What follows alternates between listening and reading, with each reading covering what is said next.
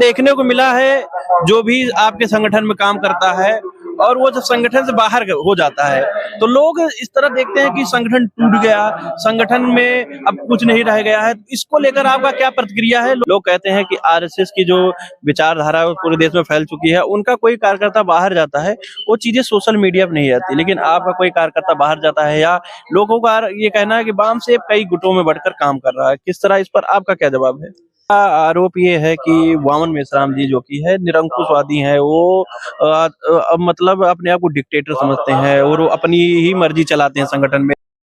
हमारे साथ हैं वामसेप के राष्ट्रीय उपाध्यक्ष केएल पासी सर से जानेंगे अनुशासन, वामसेप का जो अनुशासन है। आप देखते होंगे कि वामसेप का जो कोई व्यक्ति होता है वो बड़ा अनुशासित होता है और उसके कैडर बड़ा अनुशासित होता है, उसी विषय में बात करेंगे। तो सर, अनुशासन कितना जरूरी है?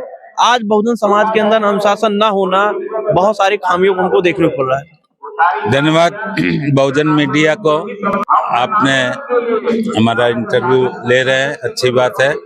आपका जो प्रश्न है अनुशासन संबंधी, तो व्यक्तिगत तौर पे या संगठन के तौर पे भी मैं बोलता हूँ, अनुशासन ही देश को महान बनाता है और अनुशासन ही संगठन को महान बनाता है। अनुशासन के बगैर न देश चल सकता है न संगठन चल सकता है, तो संगठन सर्वोपरि है। हम सब लोग एक अनुशासित दायरे में, ये सब जो ऑफशोर विंग और सारी कड़ियां जो जुड़ी हुई हैं, ये अनुशासन के दम पे ही जुड़ी हुई हैं, इसके बगैर संभव नहीं है। सर, देखने को मिला है, जो भी आपके संगठन में काम करता है और वो जब संगठन से बाहर हो जाता है तो लोग इस तरह देखते हैं कि संगठन टूट गया, संगठन में अब कुछ नहीं रह गया है। इसको लेकर आपका क्या प्रतिक्रिया है? लोगों को उस पर बताइए सर। हाँ, लोगों को बहुत सारी चीजों की जानकारी नहीं होती है और इसके जानकारी के अभाव में ऐसा सोचते हैं, लेकिन समय के साथ जब वास्तविकता सामने आती है तो नॉर्मल हो जाता है। तो जानकारी के अभाव में ऐसा होता है और जो लोग छोड़ के चले गए उसका कुछ कारण था। उन कुछ लोगों को संगठन से निकाला गया क्योंकि उन्होंने अनुशासनहीनता किया। जो हमारा अनुशासन का हमारा लेखा जोखा है, जो संगठन ने वामसेप ने बनाया हुआ है, उसको अगर कोई पालन नहीं करेगा तो कोई कितना भी बड़ा पदाधिकारी या अध्यक्ष हो, उसको जो है संगठन बाहर का रास्ता दिखाएगा। उसके पहले उससे ये जानने की कोशिश की जाएगी कि उसने ऐसा क्यों किया, उससे कारण पूछा जाएगा। सर, जिस तरह देखने को मिला, बहुत सारे संगठन हैं जिसके पैरेलल में आप काम करते हैं। लोग कहते हैं कि आरएसएस की जो विचारधारा है वो पूरे देश में फैल चुकी है, उनका कोई कार्यकर्ता बाहर जाता है, वो चीजें सोशल मीडिया पर नहीं आती, लेकिन आपका कोई कार्यकर्ता बाहर जाता है या लोगों का ये कहना है कि वामसेप कई गुटों में बढ़कर काम कर रहा है, किस तरह, इस पर आपका क्या जवाब है? ये बात सही है, वामसेप कई गुटों में बढ़कर काम कर रहा है, लेकिन वो वामसेप के नाम पर ही काम कर रहा है, वामसेप के नाम से ही अपनी दुकान चला रहा है। और जो हमारा ये जो वामसेप है, जिसके अभी वर्तमान में राष्ट्रीय अध्यक्ष माननीय वामन मेश्राम जी है, इसका 1978 से इसका विधिवत ये दिल्ली में इसका वो हुआ था, 6 दिसंबर को इसका उद्घाटन हुआ था और तब से अभी 46 साल तक बिना टूट के आगे चल रहा है।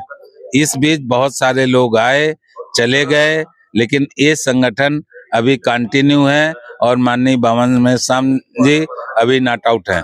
धन्यवाद। लोगों का आरोप ये है कि वामन मेश्राम जी जो कि है निरंकुशवादी हैं, वो मतलब अपने आप को डिक्टेटर समझते हैं और वो अपनी ही मर्जी चलाते हैं संगठन में। आपके संगठन में लोगों का आरोप है कि लोकतांत्रिक नहीं है, वही राष्ट्रीय अध्यक्ष है। इस पर, क्योंकि आप राष्ट्रीय उपाध्यक्ष हैं और मेश्राम साहब को ही आप लोग सीसी मेंबर हैं, आप ही लोग उनको बना देते हैं राष्ट्रीय अध्यक्ष, तो लोगों का कहना है कि यही राष्ट्रीय अध्यक्ष क्यों है?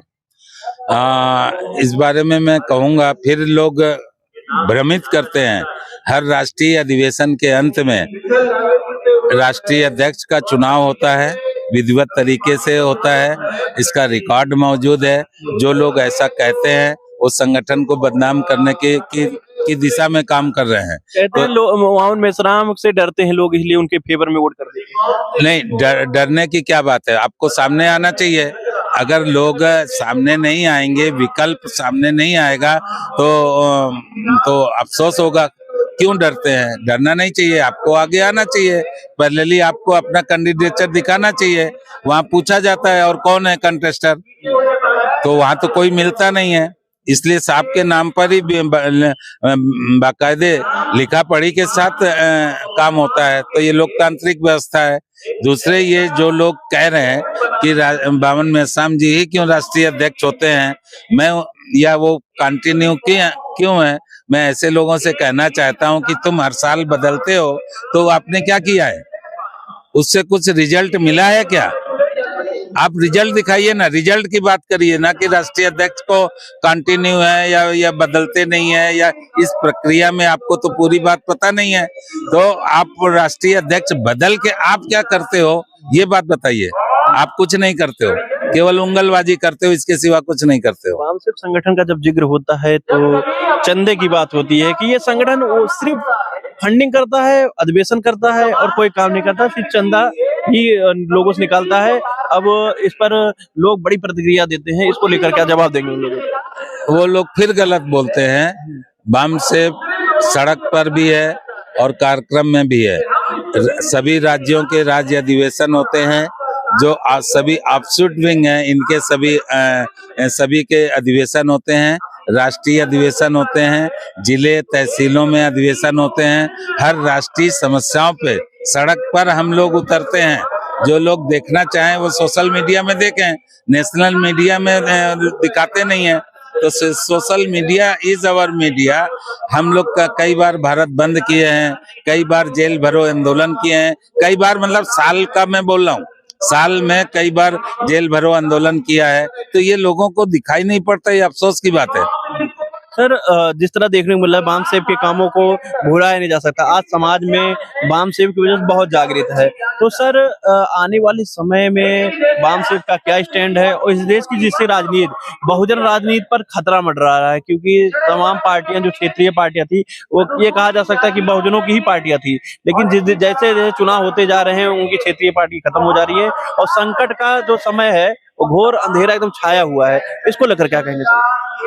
इस बारे में आपने बहुत से सवाल एक साथ पूछ दिए हैं। जो राजनीतिक सवाल है उसमें माननीय बावन मेश्राम साहब 2013 से लगातार ईवीएम के द्वारा जो षड्यंत्र किया जा रहा है, इसकी आवाज उठाते आ रहे हैं।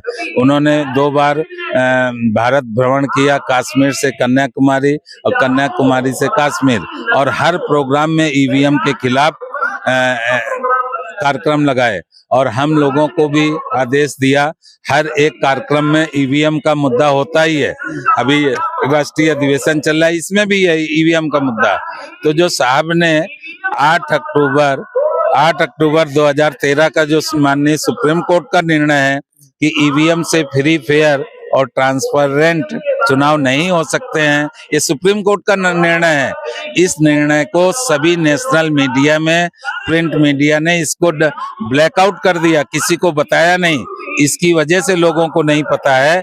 ये वाम से बावन मेश्राम जी का इसका आउटपुट है, जो कार्यक्रम लगा के लोगों को जन जन तक पहुंचाया। आज ये झुटलाया नहीं जा सकता सर कि ईवीएम का जो मुद्दा आप बता रहे हैं कि जन जन तक ये पहुंच चुका है। आज विपक्ष की पार्टियां भी ईवीएम उठा रही हैं, तो आगे क्या स्टैंड है? बहुजन लोगों को क्या संदेश देंगे? लास्ट सवाल है मेरा सर। बहुजन लोगों का यही संदेश है, जो भी है, जो ये मनु व्यवस्था के अगेंस्ट है, उनको ईवीएम के मुद्दे पर एक प्लेटफॉर्म पे आना होगा। इसके अलावा दूसरा विकल्प नहीं है। और ईवीएम के माध्यम से ही ये लोग जो अभी पूरी तरह से मनु व्यवस्था लागू कर चुके हैं, इनको कोई डर भय रहा नहीं है, इनको वोटों की जरूरत है नहीं। ये वोट ईवीएम के माध्यम से ले लेते हैं। जब तक ईवीएम नहीं हटेगी तब तक जो है हमें पूरा अंधकार ही अंधकार नजर आ रहा है। ये ईवीएम के मुद्दे पर सड़क पर उतरना होगा। दूसरा जो विकल्प है, जो बावन मेश्राम जी ने किया है, वो महाजन आंदोलन तैयार करना। महाजन आंदोलन के माध्यम से ये तख्ता पलट किया जा सकता है, मनुवादियों को लेसन पढ़ाया जा सकता है। ये 2 विकल्प है। बहुत बहुत धन्यवाद सर। धन्यवाद, थैंक यू। जी। साथियों, हमारे साथ थे वाम सेब के राष्ट्रीय उपाध्यक्ष KL पासी सर, जिन्होंने साफ तौर पे कहा कि जन जागृति वो साधन है जिसके कारण समाज में जिसके वजह से समाज में चेंज आएंगे और समाज के लोग जागृत होंगे। तो जन जागृति को जितना बड़े लेवल पर आप फैलाएंगे और लोगों को गुमराह होने से बचाएंगे, उतनी ही तेजी से हम आगे बढ़ेंगे। साथियों, अगर वीडियो अच्छा लगा, वीडियो के दौरान सर ने जो बातें कही उस पर जो आपकी राय है, जो आपकी प्रतिक्रिया है, वो कमेंट बॉक्स में जरूर दीजिए। धन्यवाद। जय भीम।